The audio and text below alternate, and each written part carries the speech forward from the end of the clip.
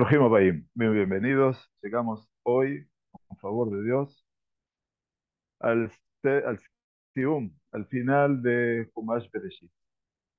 Un Humash que nos ha regalado aspectos centrales en la perspectiva de la Emuná de Am Israel y por sobre todas las cosas en lo que representa todo lo que el desarrollo maravilloso de lo que es el pueblo judío, todo lo que representa ese punto de inflexión en el mundo de la creación. Hoy llegamos a Perashat Vayhi, Vayhi Yaakov, el tiempo de la muerte de Jacob, que por cierto se menciona con el nombre de Vayhi Yaakov y vivió Jacob, porque la afirmaron los Jajamim, Tzadikim Einam Metim. Los hombres justos nunca mueren. Yemehem Metim. Por eso dice la Perashá, Vaikrebu Yemei Yaakov. Se acercaron los días de Jacob para morir. ¿Qué significa? Que se acercaron los días de Jacob para morir. Jajamín preguntan en el Midrash, es la muerte que se acerca a la persona y no los días. Entonces, ¿qué quiere decir?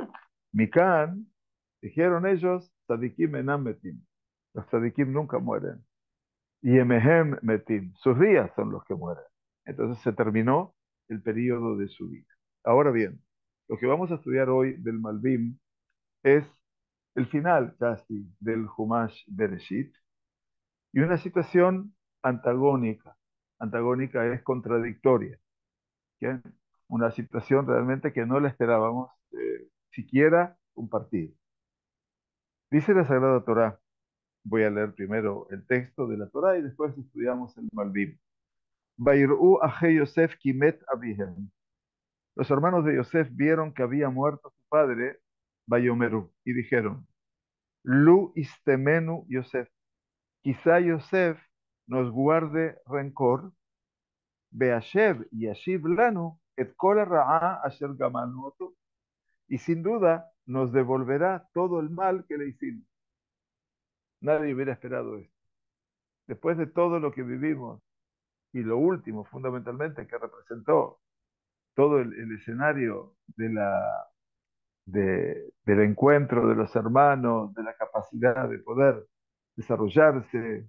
Dile a Hernán que venga, porque entró en el, no sé para qué está, que venga directamente. Entonces, después de todo el reencuentro famoso y el abrazo y el llanto, ahora que muere Jacob, de repente los hermanos que dicen que tal vez Jacob y Yosef les guarde rencor y a que a partir de ahora les quiera devolver todo lo que ellos le hicieron. Difícil. Entonces nos dice, Vayetzabu el Yosef Lemor, entonces se encomendaron decir a Yosef, Abija, tu padre, si va lifnei moto leemor, encomendó antes de su muerte diciendo, Koton brun le Yosef, así le dirán a Yosef, Ana sana pesha ajeja, por favor perdona ahora el delito de tus hermanos, de Hatatam y Raag maluja, y el pecado de ellos, pues el mal te retribuyeron. Beatá, sana le pesha abde Elohe abija. Pero ahora, por favor, perdona el delito de los siervos del Dios de tu padre. Bayev Yosef bedaberamela. Y Yosef lloró mientras le hablaban. ¿Quedaron hojas? ¿Sí?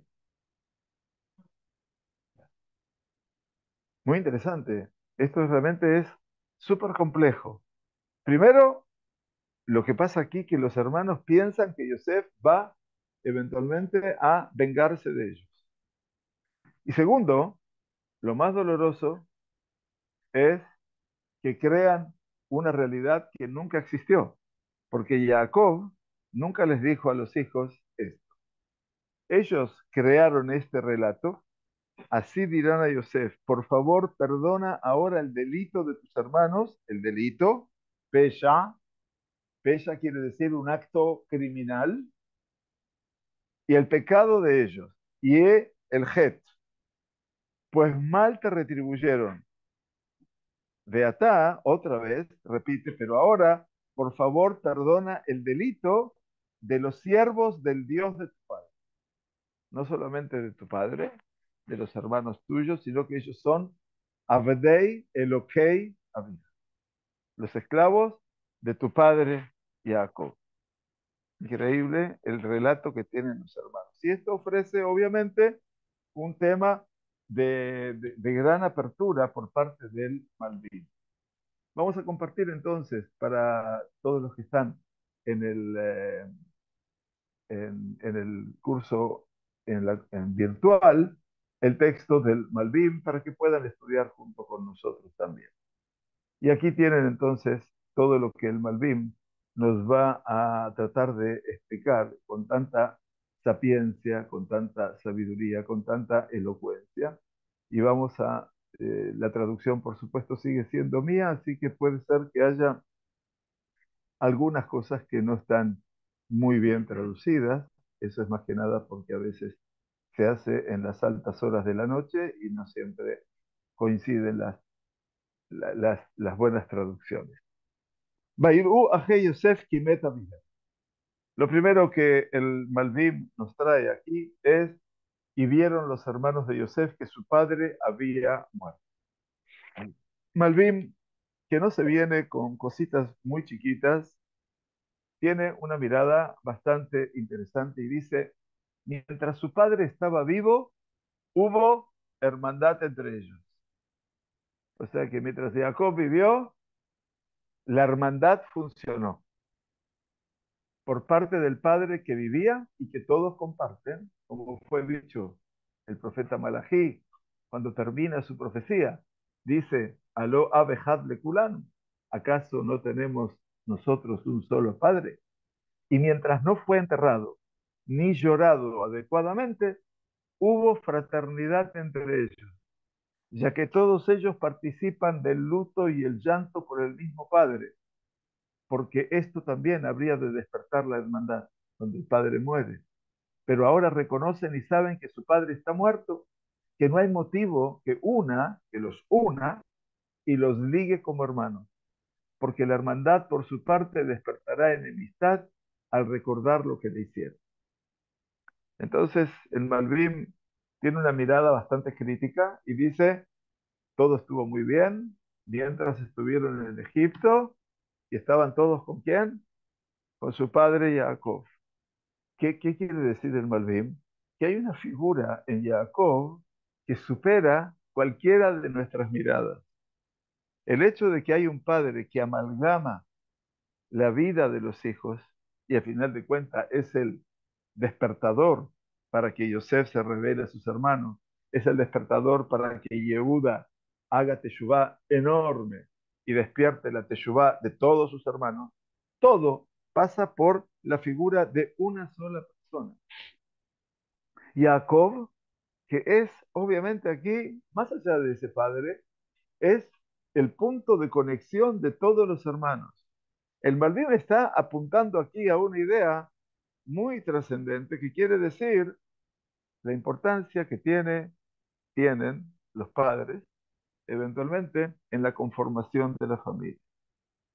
Cómo interactúan esos padres, no con niños pequeños, porque los niños pequeños son pequeños, sino que aquí estamos hablando con qué, con hijos que ya tienen 50 años, 60 años, 70 años, y que están interactuando todos en función de qué, de la figura paterna. ¿Eh? El patriarcado, Najón. Pero bueno, ese patriarcado no solamente por el poder, sino por la moral, por el aspecto moral y ético que ese padre despierta. Los hermanos, entonces, ¿qué dice el Malvin? Que este temor vieron los hermanos que su padre había muerto. Era una realidad que el padre había muerto. Lo vieron, estaba en su lecho de muerte, los bendijo y se murió. ¿Pero qué quiere decir que se dieron cuenta que se había muerto? Dice, se dieron cuenta de que con esa muerte otra vez empezaba a correr el riesgo de qué? De que ahora Yosef y los hermanos volvieran a qué? A producir esa confrontación que después los llevaría nuevamente a qué? En una situación difícil. Ahora, ¿quién es Yosef y quiénes son los hermanos? Los hermanos no son los poderosos. El que tiene el poder, ¿quién es? Yosef. y él es el gobernador de todo Egipto. Y por lo tanto los hermanos están en una minusvalía real, concreta, porque no se sabe bien hacia dónde se va a dirigir la cosa. El temor de ellos es todo el tiempo que están de duelo, Dios no permita, que están guardando el luto por el padre, por lo menos por la Shiva. En realidad aquí el duelo fue mucho más prolongado porque Jacob fue momificado y después fue llevado a ser enterrado en Meharata Machpelah. Quiere decir que todo este proceso llevó más de 70 días entre que le hicieron la momificación de Jacob en Egipto y después lo llevaron sus hijos a enterrar en Meharat Machpelah y volvieron. O sea que pasó un tiempo prolongado. No es que esta sensación que dijeron los hermanos es una sensación de inmediatez. Muere el padre y despiertan la duda. No, no, pasó mucho tiempo de duelo. Ahora, cuando pasan más de 2 meses que están observando el duelo y hay algo que los mancomuna, después de ese tiempo, cuando ya volvieron a Egipto, el padre fue enterrado en Berat Machpelah. ¿Qué pasa ahora? Ahora empieza a despertarse toda esta realidad. Malvin dice, esto puede pasar. Esto puede pasar. Seguramente a partir de aquí se despierta una realidad. Bien, y entonces se dijeron unos a otros, sigue el Malvin en su texto, tal vez nos odie Yosef o nos guarde rencor. Dice el Malvin, ya he escrito en el libro Arzota Shalom, las tierras de paz, lo que dijo el sabio. El sabio se refiere siempre al rey Shelomó, por supuesto. Y el Shelomó dijo en su libro de Mishle 25-21, si tu enemigo tiene hambre, dale de comer. O sea, ¿por qué le dice así el rey sabio? Si uno tiene un enemigo, dice, ¿para qué le voy a dar de comer? Yo diría que se muera de hambre, si es mi enemigo. ¿No es cierto? Ahora, todos los viernes, nosotros cantamos en el Beta Knesset Mizmor le David. Y cuando hacemos el Kiddush de Shabbat, también, algunas personas el viernes, otros el sábado, Mizmor le David, Hashem Roilo el Zar, vino Deshe Yarbitzeni, etcétera, etcétera, etcétera. ¿Y qué dice David Amelech? Ta'aroch lefanai shulchan neged soledai. Prepara mi mesa delante de mis enemigos. ¿Qué significa preparar mi mesa delante de mis enemigos? El hijo de este rey, David, Salomón, puso en práctica toda la inteligencia de su padre. Y entonces, ¿qué dice en el libro de Mishlei? Raev oiveja, tenlo lejos, lejos laje. Si tu enemigo tiene hambre, dale de comer. Ah, ¿quién? ¿Quién? ¿Quién? Y ahí está Medetiva Azaralo, me, Meofakim. ¿Quién? Najón. Entonces dice el Malvim, muy interesante. Si tu enemigo tiene hambre, dale de comer, ya que la mayor venganza que puede hacer a su enemigo es si aún permanece en su enemistad y el mal que le ha hecho, lo habrá de considerar entre los que coman a su mesa y le prodigue a él solo el bien y la bondad, para que siempre recuerde lo malo que hizo el enemigo y por ello concluye el versículo diciendo, porque así, fantástico, amontonarás brasas sobre su cabeza. Quiere decir que si le vas a dar de comer a tu enemigo, vas a ponerle brasas hirvientes, carbones encendidos sobre su cabeza. ¿Qué significa? Que este enemigo que come a mi mesa va a estar desesperado porque no entiende. Si yo le hice mal a esa persona, ¿cómo esa persona me invita a comer de su pan? Generalmente al enemigo no se le da de eso. Sin embargo, David Amelech dijo, Taroj le prepara eso para saber algo más para la mesa de Shabbat. Prepara mi mesa delante de mis enemigos. O sea que en la mesa de David pueden comer sus enemigos. Y eso lo hace con tanta sabiduría que eventualmente es para que el otro sienta que si sigue odiándome y sigue enemistado conmigo, ¿cómo se va a sentir esa persona que está sentada a mi mesa? Yo lo invité a comer, se va a sentir bien, se va a sentir enfurecido, va a tener que aceptar, porque obviamente yo estoy actuando con buen sentido. Dice el Malvin, ¿cómo aplica este pasuk, el Malvin? Y los hermanos de Yosef sintieron esto. Y la bondad de Yosef fue en sus ojos, de los hermanos, como si estuviera poniendo carbones encendidos sobre sus cabezas. Y dijeron, miren qué bonito lo que dice el Malvin. Ojalá, después de que Yosef seguramente nos odiará, y así nos pagará por todo el mal que le hemos deparado, que en la práctica nos hará mal, y no el bien para nosotros, que es como las puñaladas de una espada. O sea que ellos no dijeron esto que tal vez Yosef nos odie o nos guarde rencor, sino que estaban diciendo, porque al final de cuentas los hermanos, cuando llegaron a la tierra de Egipto, los trató de espías. La primera vez fue muy duro, pero la segunda vez, cuando vino Binyamin, ¿qué pasó? A ver, los expertos de Torah, no, tuvo que ir a llorar, muy bien, y después, antes de la copa. ¿Cuándo le pusieron la copa a Binyamin? No, eso fue la primera vez. Ah, es- es- estamos en Egipto.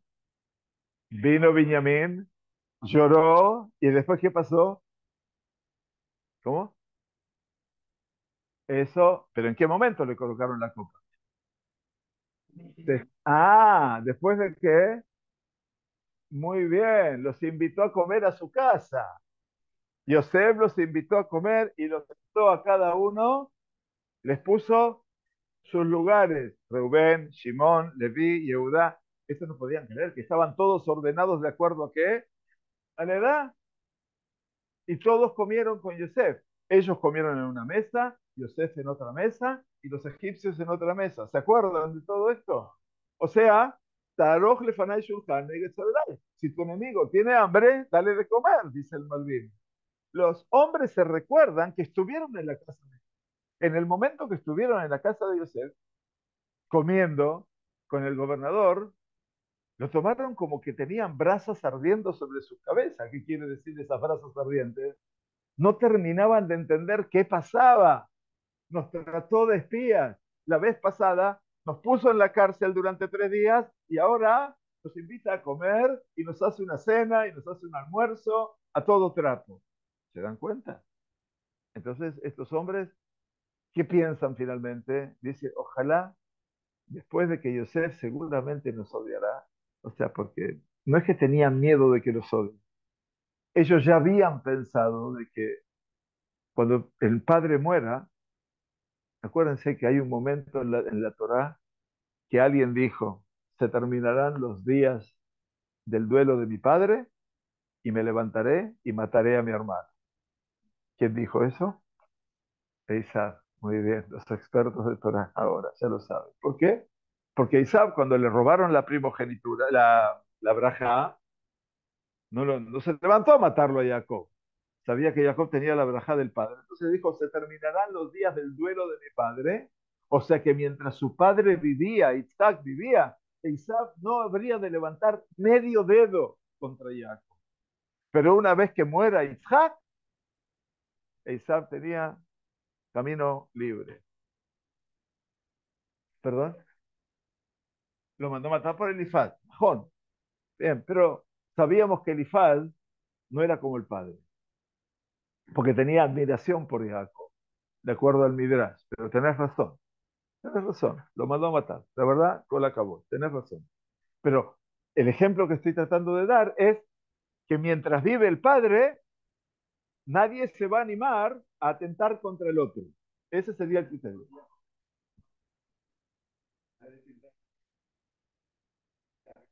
Najón tuvo miedo, pero no de su hermano. Acá me preguntan cómo es que Jacob tenía miedo cuando volvió. Muy bien la pregunta. Pero Jacob, ¿de qué tuvo miedo?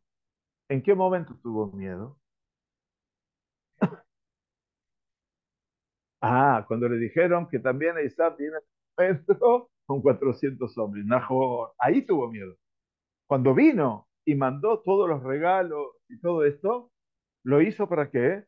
Para encontrar un espacio de intercambio con su hermano y decir, yo vengo en son de paz. Cuando le dice que viene con 400 hombres, muy bien, en ese momento, Bairaya. Ahí tenés razón, Najón, porque ahí se dio cuenta de que corría el riesgo de que Vairá Jacob, Vayitserlo. Tuvo miedo y se angustió. Rashi dice, maravilloso, tuvo miedo de morir, de ser muerto, y se angustió de tener que matar. O sea que ahí empieza otra realidad. Pero ahí está, no está la figura del padre, Isaac está lejos. Y aparte que si Isaac vivía, sabemos que Isaac, supuestamente, no iba a matar a Jacob. Se supone que no. Y de hecho no lo mató. Así que mientras Isaac vivía, acuérdense que Isaac muere al final de esa pelea. Y finalmente lo van a enterrar Esaú y Jacob. Esaú y Jacob. Entonces acá, este escenario que pone el Malvin es fantástico. Porque al final de cuentas dice, ojalá que seguramente nos va a odiar. Y una vez que muera o murió nuestro padre, nos va a pagar por todo el mal que le hemos reparado.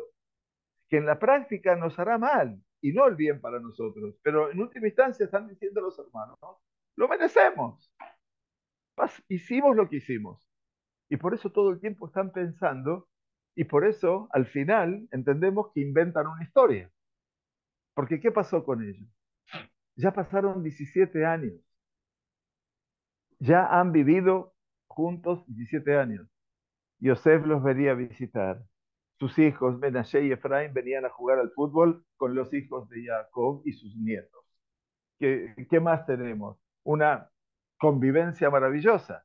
Después de 17 años, que Jacob se va a morir, ya tenemos suficientes elementos como para decir, Rabotai, ya nos llevamos bien. Sin embargo, todo el tiempo los hermanos están ¿qué? Pensando que va a llegar un día en el cual Yosef ¿qué? Va a cambiar. ¿Y cuándo va a ser eso? Ahora lo tienen delante de sus ojos. Y vieron que murió su padre, pero no en el momento que su padre murió.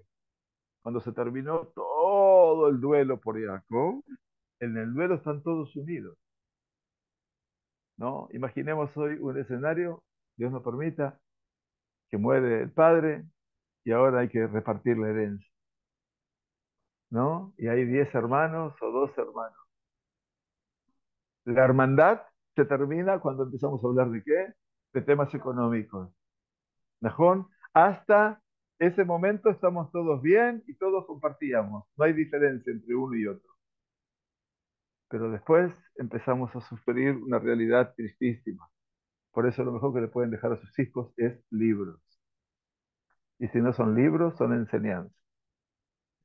Pero todo lo que es aspectos materiales, finalmente va a terminar separándolos. Va a terminar separándolos, discutiendo. Y entonces van a pensar como los hermanos de Yosef. Y van a pensar, como dijeron, así amontonarás brasas sobre su casa. Me parece que el Malvin es brillante desde el punto de vista de su elucubración. Entonces, ¿qué le dijeron a Yosef? Capítulo 50, versículo 17. Aquí citamos los Pesukim. Ruégote. Eso es lo que dijo Jacob. Eso es lo que supuestamente dijo Jacob, que le mandó a decir a Yosef de parte de él, y ahora los hermanos están diciendo, este es el testamento que nos dejó Jacob. Este es el testamento que nos dejó. Ruégote a ti, Yosef, absuelve por favor la rebeldía de tus hermanos y su pecado. Esto quiere decir, dice el Malvim, que en el asunto de la venta de Yosef, porque acuérdense que yo les dije, Kotom sana pesha ajeja bejatatam. Acá hay dos conceptos en el hebreo, pesha y het. ¿Saben lo que es het? Het es el acto involuntario, aquello que hice mal, pero que no tuve la intención. Después está el abón, que no figura acá. Abón es la acción preterintencional. Quiere decir que lo hago a sabiendas. Y después está el nivel peor, que se llama pesha. Pesha significa el acto criminal. Porque pesha no es lo involuntario o lo intencional. Pesha es la actitud permanente. Es lo que estoy pensando todo el tiempo en hacer mal. Entonces los hermanos, eventualmente con Yosef, en su juventud, siempre estaban, lo odiaron, le tuvieron envidia, no le pudieron hablar, y después cuando lo vieron delante de ellos, ya estaban pensando qué hacer con él. ¿Qué dijeron? Vamos a matarlo y vamos a ver cuáles son sus sueños. Y empezaron a discutir, no, mejor no matarlo, tirémoslo a un pozo, vendámoslo, etc. Todo el tiempo están pensando. Entonces dice el Malvin, ruega al suerte de la rebeldía, eso puse como pesha, que es la actitud ya más allá del intencional y su pecado. El Malvin dice aquí una cosa muy interesante. Esto quiere decir que en el asunto de la venta hubo un delito que es el doloso, mesdid, y también pecado que es el negligente. Quiere decir el sentido de la negligencia, el shogeg. Está lo doloso, mesdid, y el negligente, el shogeg. Porque el acto de vender en sí es un delito por el hecho que eran sus hermanos. ¿Y cómo un hermano ha de corromper su misericordia para vender a su hermano? ¿Cómo es que un hermano va a vender a su propio hermano como esclavo? Existe una cosa así, dice, eso es realmente pesha, que no se puede entender. Y por eso dijeron, perdona, absuelve el crimen, pesha, lo puse de vuelta, de tus hermanos. Pero desde sus pensamientos que lucubraron, pensaban que Yosef los estaba persiguiendo y traía sobre ellos habladuría. O sea, ¿por qué ellos pensaron en hacer esto? ¿Y por qué hicieron todo esto? Porque los hermanos, ¿qué pensaban? ¿Que solamente porque tenía una túnica o un traje Pierre Cardin y ellos tenían un traje de marca barata? ¿Por eso lo mataron? ¿Por eso querían venderlo como esclavo?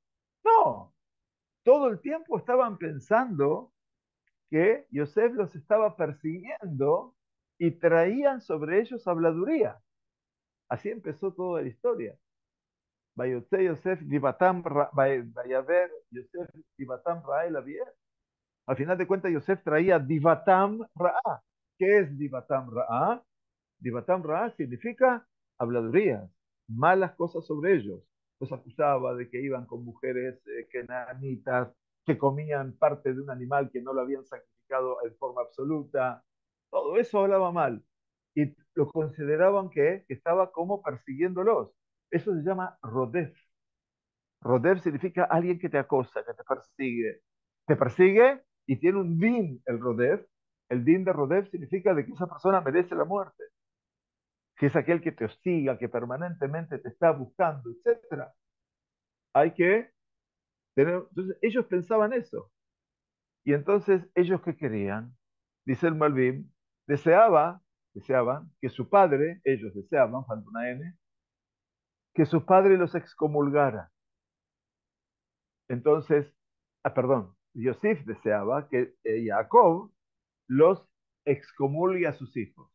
¿Qué quiere decir excomulgue? Y en Adeotam, que los saque del cuadro familiar, porque los hijos son malos. Entonces ellos pensaban que Yosef hablaba mal sobre ellos porque querían que eventualmente que Jacob los saque del medio.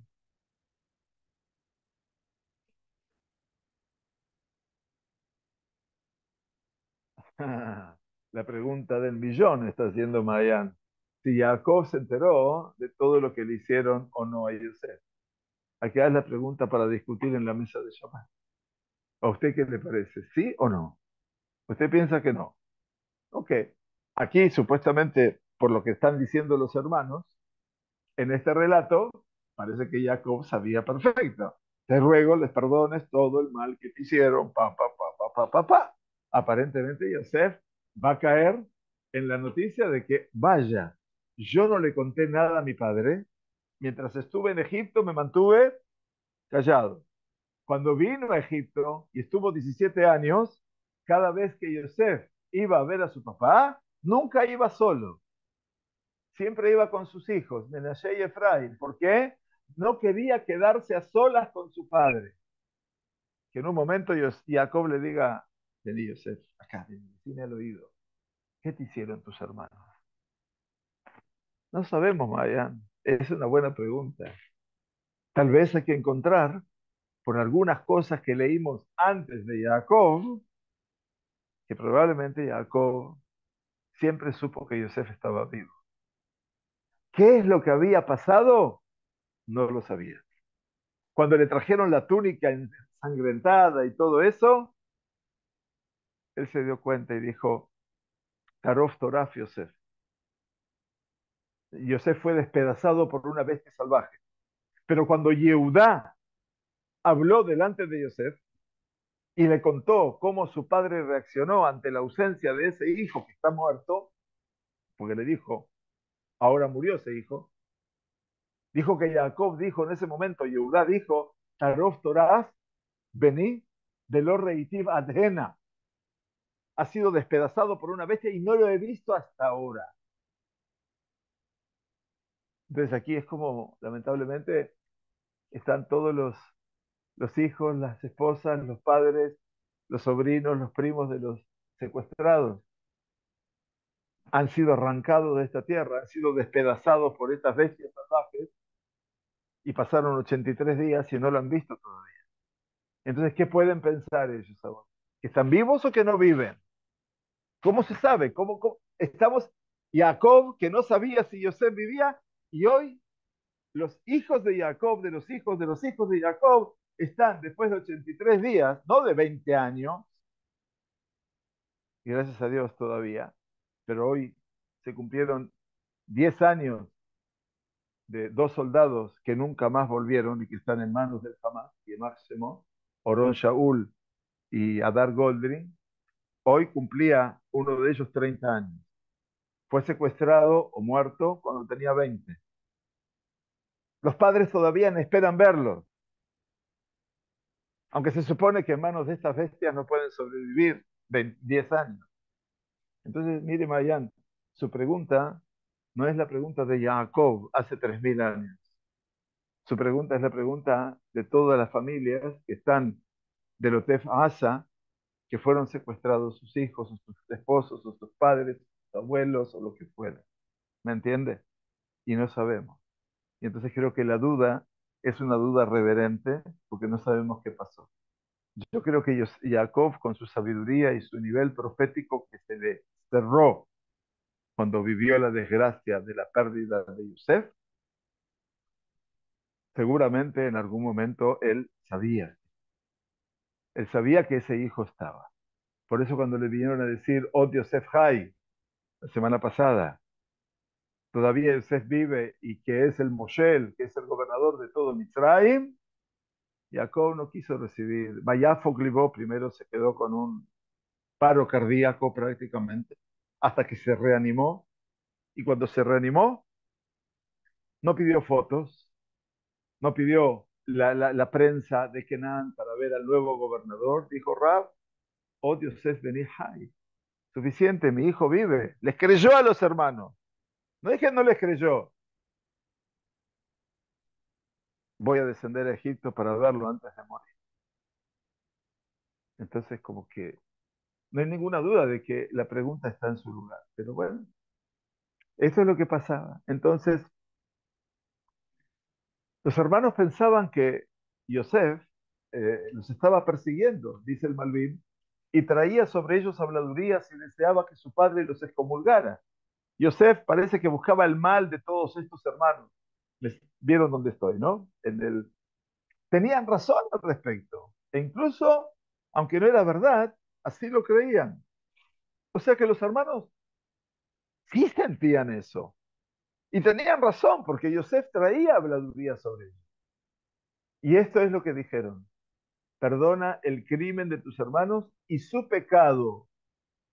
No solamente el crimen, el pesha, sino el het.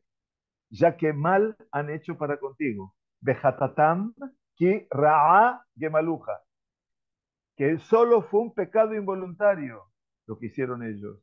Ya que pensaron que no estaban haciendo el mal, solo retribuyendo el mal. O sea que los hermanos dijeron, bueno, si él nos acusaba y nos hablaba mal de nosotros y quería que Jacob nos excomulgase, nosotros le retribuimos el mal.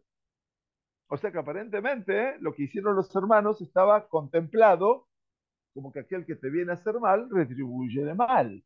Nosotros no tenemos el pensamiento cristiano, que el que te golpea una mejilla tenés que ponerle la otra. Entonces dice, bueno, si este te vino a proponer lo mal, ¿no? Hacerle mal también. Y entonces quiere decir que tú te anticipaste a hacer el mal con ellos con enemistad y ellos te correspondieron según tus obras. Y ahora, Beatá, dice el Malvin, quiere decir, en el momento de la venta fue un delito y además un pecado. Pero ahora, como el final de la historia demuestra su inicio, se aclara que todo esto no fue cuestión electiva, solo que ellos se vieron obligados a este acto por la providencia suprema.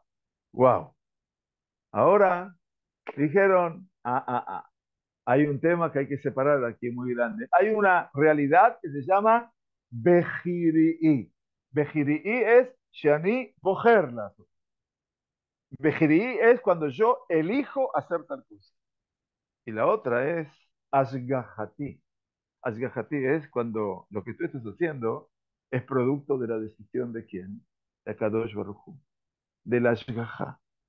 Ellos se dan cuenta ahora, porque tomaron conciencia de todo esto cuando los incriminaron como espías, cuando les devolvieron la plata en las mochilas, cuando los invitaron a comer, cuando le pusieron la copa a Binyamin, dijeron, más not asa a Elohim lanu. ¿Qué nos está haciendo Dios? Ellos no ponen esto en el plano horizontal. ¿Qué me está haciendo este tipo? ¿Qué nos está haciendo Dios? Entonces acá dice el Malvin maravilloso, repito, el final de nuestra historia demuestra su inicio. Se aclara que todo esto no fue una cuestión electiva. No es que ellos eligieron ser así, solo que ellos se vieron obligados a este acto por la providencia suprema, ya que Hashem hizo que las cosas llevasen a los hermanos a que lo vendieran para que ascendiera a la grandeza. ¿Quién iba a ascender a la grandeza? Yosef. O sea que desde el Shammai determinaron que lo vendan, no que está bien venderlo, pero ahora tengo que entender que el hecho de que lo vendieron era para que Yosef, que había tenido sueños hasta ese entonces, ¿no? El sueño de las gavillas en el campo, el sueño de la luna, el sol, las estrellas. ¿Qué era eso? Un delirio, comillas, de grandeza. Ahora, en Canaán, con los hermanos, nunca iba a llegar a eso. ¿A dónde iba a llegar a eso? En Egipto. Wow. Y por lo tanto, con este crimen de la venta, los servidores del Dios de tu padre, por eso le dijeron, es un tema ashgahati. No es un tema que nosotros elegimos, sino que ¿quién determinó que pase todo esto? El Dios de tu padre. Están hablando ya en otro nivel. Aparte que los une a ellos esa fe en Dios. Acababan de decirle al Padre, Shemai, Hashem Elokeinu, Hashem Echad. Lo dijeron en su lecho de muerte. Por eso, los servidores del Dios de tu Padre, Abdei Eloque Abija, que fueron los siervos de Dios y sus emisarios para hacer este acto, ya que Él es el Dios de tu Padre y quiso engrandecerte y que fueras ayuda para tu Padre en tiempos de su vejez y ancianidad. Y según esto, dado que fue esto un gran delito y una gran rebelión, quisieron dejarle en claro que esto no lo hicieron por propia voluntad o por voluntad propia y su propia elección, y que solo fueron los emisarios de la Suprema Providencia. O sea que tenemos que hacer un salto en alto y tenemos que dejar solamente el plano de los seres humanos y decir, acá había algo que ya estaba funcionando desde antes. Para cómo se iba a dar ese sueño profético que le dijeron a Abraham, el abuelo de todos estos jóvenes. El abuelo, no, el bisabuelo de todos estos jóvenes, cuando le dijeron en ese sueño profético del pacto entre las partes, los animales, Brit Ben Abetarim, ¿qué le dijeron a Abraham? Yadoa te da, saber habrás de saber, Kiger y es eres Extranjera será tu simiente en una tierra que no será de ellos. Ba'abadum be'ainu otam arba meot shana. Y los esclavizarán y los torturarán por 400 años. Vegame tadgo y asher ya'abodu dan aquí. Y también al pueblo que ellos van a servir, lo habré de juzgar. Beajarkaj, y después de eso, Yetzeu berefush gadol. Saldrán con grandes pertenencias. Eso que le dijo Dios a Abraham, ¿qué se refería? Que saber, habrás de saber que tu descendencia será esclava en una tierra que no será de ellos. ¿Le dijo la tierra? No. ¿Le dijo a partir de cuándo? No.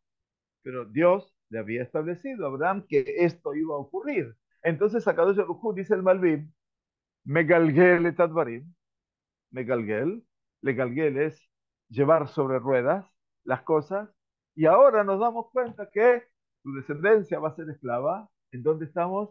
En Egipto. ¿Y cuánto van a estar? 400 años. Y los van a torturar. Todo eso empieza en dónde? Acá, en este momento.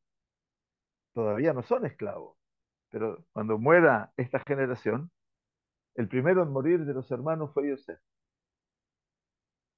El último fue Leví. Cuando murió Leví, empezó la esclavitud. Mientras vivieron las tribus, no hubo esclavitud.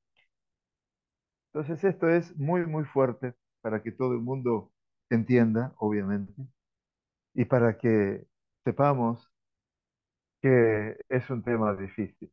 Entonces, la respuesta de Yosef, cuando se puso a llorar primero, por supuesto, ¿qué les dijo Yosef?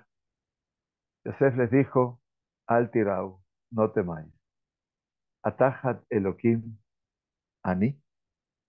¿Acaso en lugar de Elohim estoy yo? O sea, ¿ustedes qué piensan que soy yo?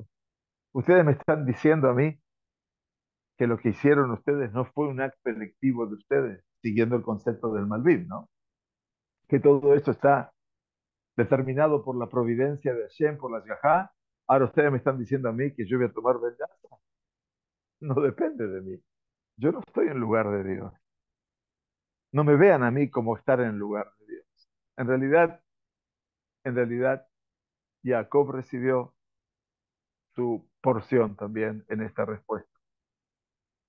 Porque cuando Rachel, con mucho dolor, con mucho sufrimiento, le dijo a Jacob, todavía en Harán, Haba Libanim, dame hijos, Imlometa Anoji, yo me muero si no.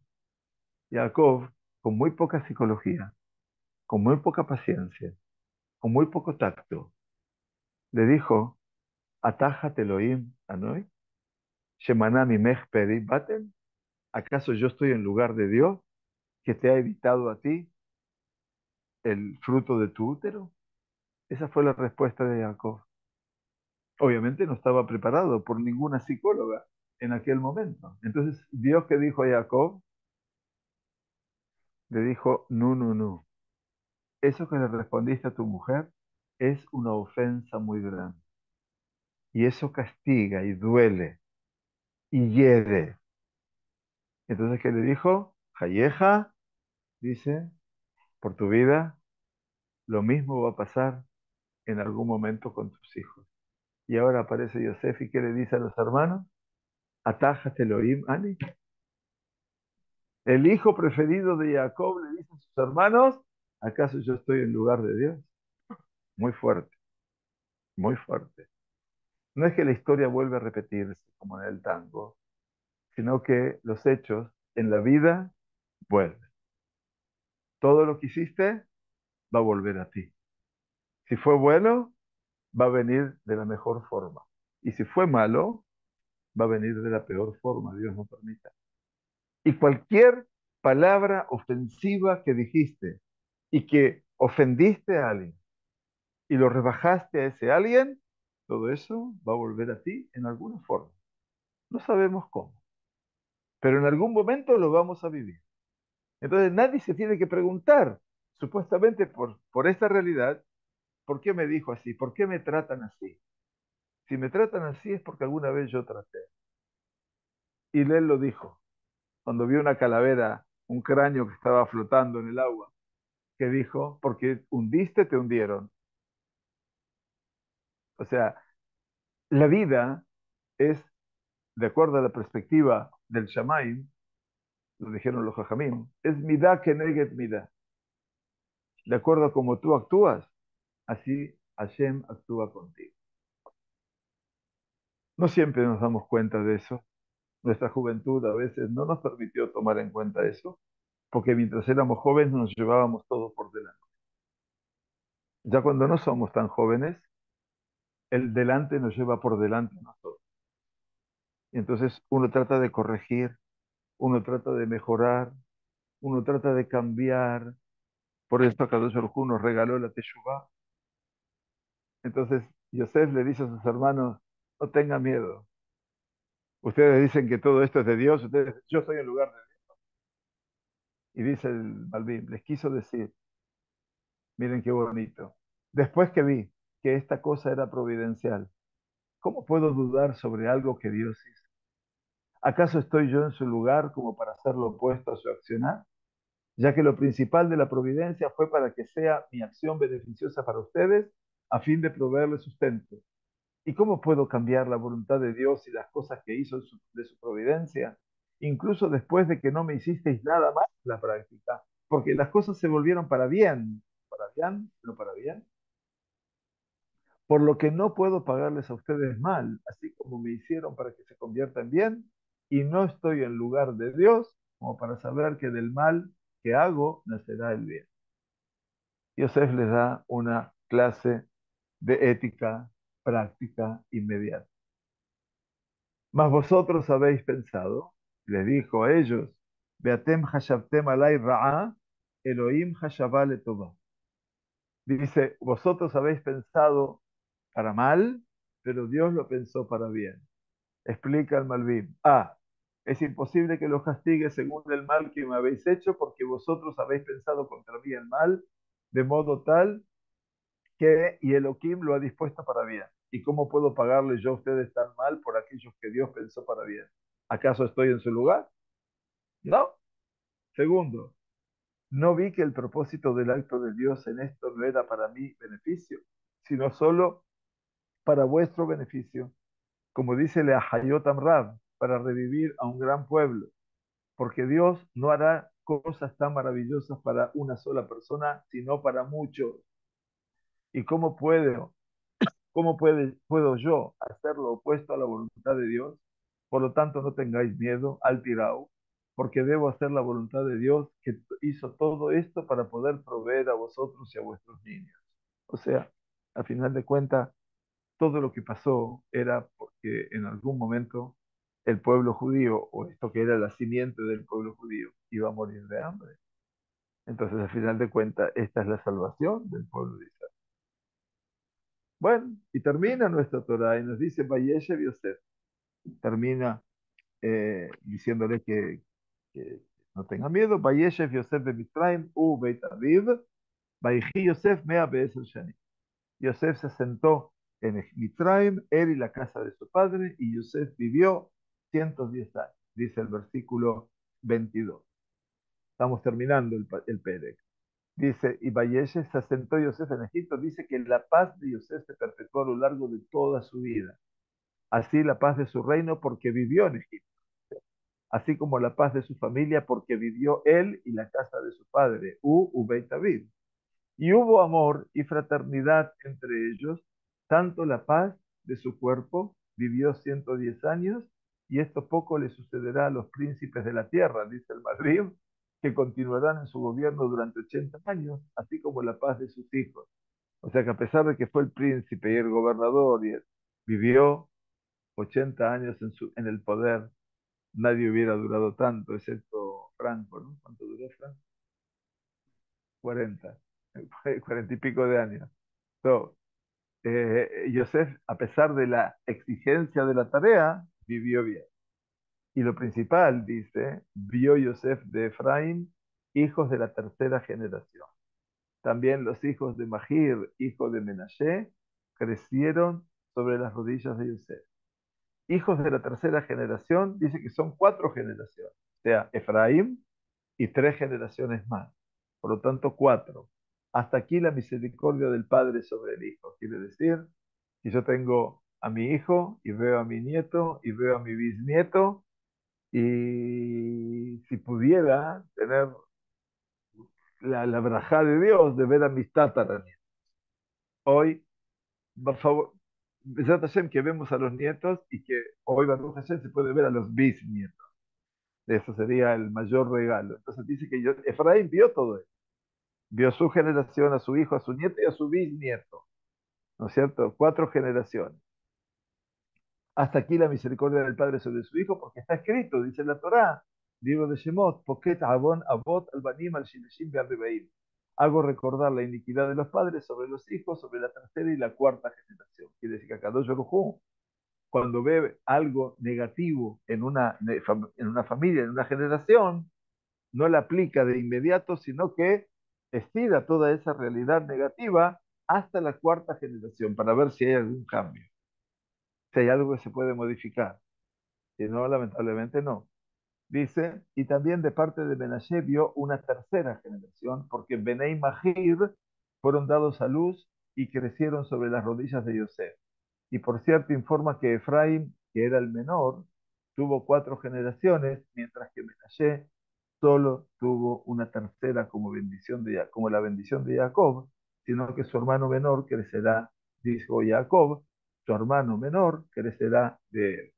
Quiere decir que Efraín, por eso lo bendijo a Efraín primero que Menashe, y por eso decimos en la mesa de Shabbat a los hijos y a los nietos, y Esimha Elokrim, que Efraín Bejim Menashe, porque Efraín fue mucho más prolífico de lo que fue Menashe.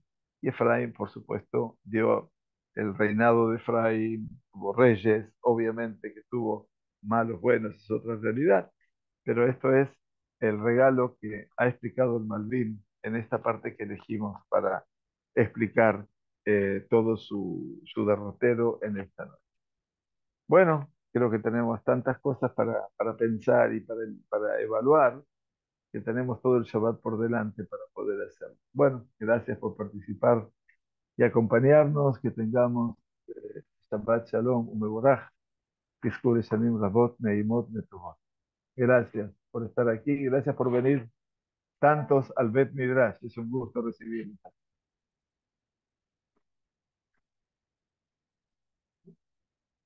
Lo pueden llevar el material, ¿sí?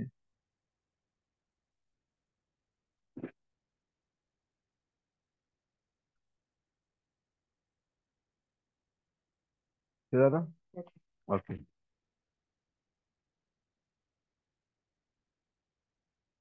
¿Me lo pones sobre la mesa, Ariel, allá? Shabbat shalom. Que lleguen bien, ante todo. ¿Tienes auto? ¿Tienes auto? Ah,